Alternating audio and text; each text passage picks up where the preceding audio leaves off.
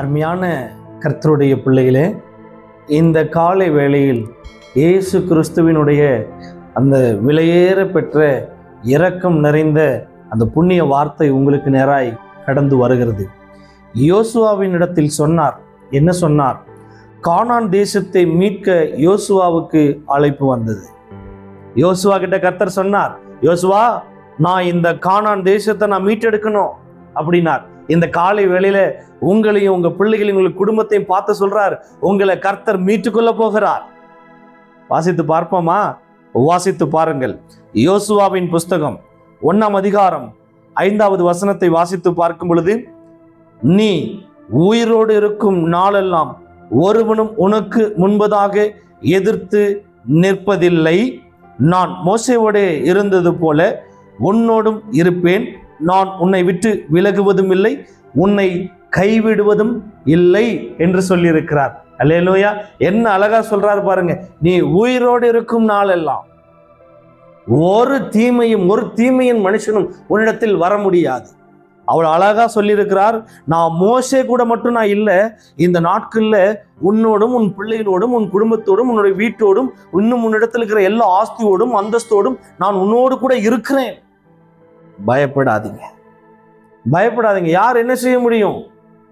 கர்த்தர் ஒருவரே உங்களுக்கு பாதுகாப்பாளராய் கூட இருக்கிறாராம். அதுதான் இந்த வேத வசனத்தின் மூலியமா சொல்றாரு. நான் மோசேயோட இருந்தது போல நான் உன்னோடும் இருப்பேன், இருக்கிறேன், இருக்க போறேன் அல்ல, இருப்பேன் அப்படிங்கிறார். என்ன அழகா சொல்றாரு. நான் இருப்பேன்பா, உன் கூட இருப்பேன். யாராச்சும் சொல்ல முடியுமா?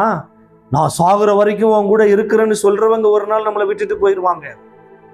நான் உன் கூட இருந்து உனக்கு என்ன தேவை வேணுமோ நான் செய்யறேன்னு சொல்றவங்க ஒரு நாள் பாதியில போயிடுவாங்க.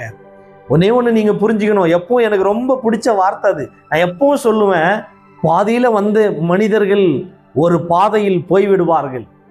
ஆதியில் வந்த இயேசு கிறிஸ்து ஒரு நாளும் பாதியில் விட்டுட்டு போகவே மாட்டார். மரண பரியந்தம் நடத்துகிறவர். அது எப்படி? பொய்யா இல்லை, உண்மையாய் நடத்துகிறவர் என்று வேதத்தில் எழுதப்பட்டிருக்கிறது. எந்த அளவுக்கு உண்மை இருந்திருந்தால் நான் உன் கூட இருப்பேன்னு சொல்றாரு பாருங்க. நான் உன் கூட இருப்பேன் அப்படிங்கிறார். பாருங்க, நான் உன் கூட இருப்பேன், உன்னை விட்டு விலகுவதும் இல்லை, உன்னை கைவிடுவதும் இல்லை.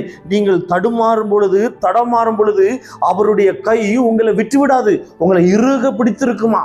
ஏன்னா நீங்க பிடிச்சீங்கன்னா அவர் போயிடுவார்.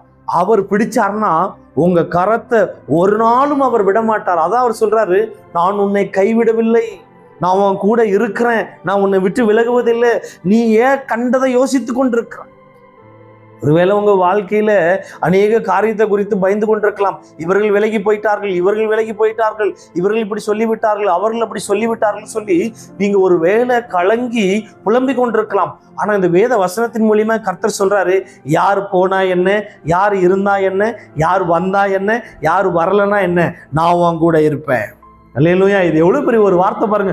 நான் உன் கூட இருக்கிறேன்னு சொல்ற வார்த்தையே ஒரு பெரிய வேல்யூவான வார்த்தை. அது நான் உன் கூட இருக்கிறேன்னு சொல்றது ஒரு பெரிய வேல்யூவான வார்த்தை. அது அந்த வார்த்தையை யாரும் கொடுக்க முடியாது.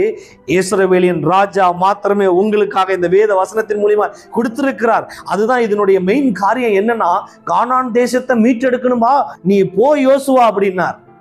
இன்னைக்கு இந்த வேத வசனத்தின் மூலியமா உங்களை மீட்டெடுக்கிறார். உங்க பிரச்சனையிலிருந்து மீட்டெடுக்கிறார், உங்க கண்ணீர்லேருந்து மீட்டெடுக்கிறார், உடைய கவலையிலிருந்து மீட்டெடுக்கிறார், உடைய தவிப்பிலிருந்து மீட்டெடுக்கிறார், உடைய தத்தளிப்பிலிருந்து மீட்டெடுக்கிறார். யாருக்கோ ஒருத்தருக்கு இந்த செய்தியை கேட்டுக்கொண்டிருக்கிறீங்க. கர்த்தர் சொல்றார், உடைய தத்தளிப்பின் பாத்திரத்தை இந்த 2025 பிடுங்கிட்டு ஆண்டவர் வாக்கு கொடுக்கிறார். அல்லேலூயா! நீங்கள் விசுவாசித்து பாருங்கள், கர்த்தருடைய மகிமையை காண்பீர்கள். அப்படியே கர்த்தர் பேசிக் கொண்டிருக்கிறார். இந்த செய்தியை கேட்கிற உங்களுக்காகத்தான் இந்த வார்த்தை வந்து கொண்டிருக்கிறது. உங்களுடைய தத்தளிப்பின் பாத்திரத்தை கர்த்தர் பிடுங்குகிறேன் என்று வாக்கு கொடுக்கிறார். ஆண்டவர் சொல்ற வார்த்தை என்னன்னா, அவர் கூட இருக்கிறார். நான் இருப்பேன், என் பிள்ளைகளுடைய தத்தளிப்பின் பாத்திரத்தை நான் பிடுங்கிட்டேங்கிறார். இந்த வேத வசனத்தின் மூலியமா தத்தளிப்பின் பாத்திரங்கள் பிடுங்கப்பட்டது. காரணம், கர்த்தர் உங்களோடு கூட இருக்கிறார். கர்த்தர் உங்கள் பிள்ளைகளோடு கூட இருக்கிறார். உங்களை விட்டு விலகுவதும் இல்லை, உங்கள் குடும்பத்தை விட்டு விலகுவதும் இல்லை, உங்களுடைய வீட்டை விட்டு விலகுவதும் இல்லை, உங்களுடைய வேலை விட்டு விலகுவதும் இல்லை, உங்களுடைய வருமானத்தை விட்டு விலகுவதும் இல்லை, உங்களுடைய ஆஸ்தியை விட்டு விலகுவதும் இல்லை. கர்த்தர் உன்னோடு கூட இருக்கிறார். நீங்கள் தீமையை சந்தித்ததுக்கு பதிலாக கர்த்தர் ஒரு ஆசீர்வாதத்தை உங்களுக்கு கொடுக்க போகிறார்.